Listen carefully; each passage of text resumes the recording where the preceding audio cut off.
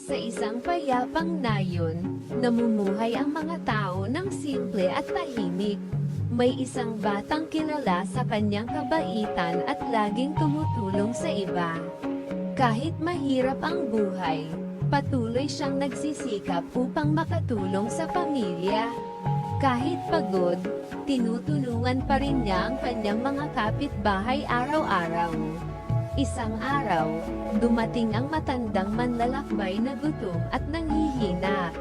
Ngunit iniwasan siya ng mga tao at walang gustong tumulong sa kanya. Lumapit ang bata at nagbigay ng pagkain at tubig sa matanda. Inalagaan niya ang matanda hanggang ito ay muling lumakas. Bago umalis, nagpasalamat ang matanda at nag-iwan ng tahimik na basbas. Pagkaraan ng ilang araw, nagkasakit ang bata at nanghina ng gusto. Nag-alala ang buong nayon habang binabantayan ang kalagayan ng bata. Sa lugar na iyon, may maliit na punong tumubo malapit sa kanilang bahay. Ang puno ay nagbunga ng maliliit at binugang prutas na kakaiba. Nang tikman nila ito, natuklasan nilang matamis ang laman nito. Naalala nila ang kabutihan ng bata at ang kanyang malasakit sa iba.